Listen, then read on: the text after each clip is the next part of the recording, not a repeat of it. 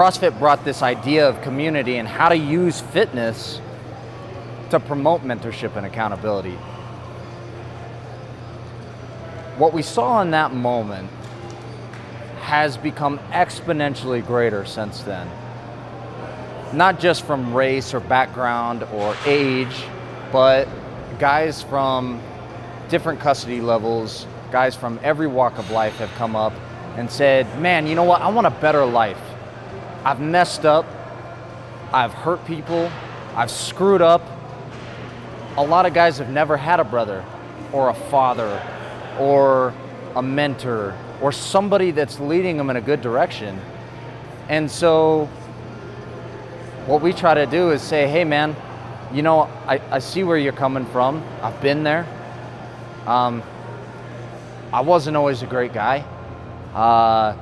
But at some point, once we realize that, we can either continue on the path as being a bad guy or we can change that. And when guys say, man, I do want to change, but how do I do that? We say, man, I'll do that with you. I will go the extra mile and do everything that I can, not because you don't have it, but because you do have it. And because we believe that a person can change. We believe that a person has it within them to change, that they can be something. But guys live on that crooked path, and you lay that straight path next to them and they say, man, you know what? That's what it looks like. And we struggle. Nobody's perfect. Nobody gets it right the first time. And that's what's so cool about this and CrossFit in general is you hammer out your character with a barbell. You do Fran and you're laying there thinking, oh my God, what just happened to me? My life is miserable right now. And somebody comes up to you and says, hey, why do you do what you do? Who are you? And in that moment, man, you can really face your truest self. Apart from the good feelings of the day or the bad feelings of the day, you have something raw and primal with yourself in that state. And if you can work on yourself at that time, you can really change yourself. But having other people around you that are giving you that encouragement and that are doing it with you, that means everything. And so we build a community in here, a community where guys just care about each other. But it's not this blind, hey, you know what, I care about you and hey, whatever you do is cool because I just care, which I think that's crap. I care because I want the best for you. And I don't have everything figured out, but as much as I do have figured out, I want to try to give that to you. And I will do everything that I can to give that to you.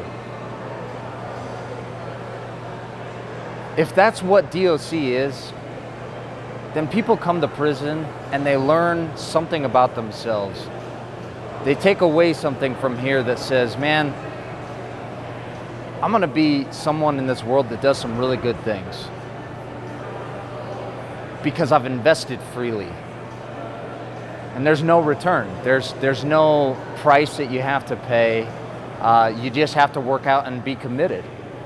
CrossFit itself is such a natural thing, a natural organism, an organization for what we do. Number one, it's different than powerlifting. It's different than bodybuilding.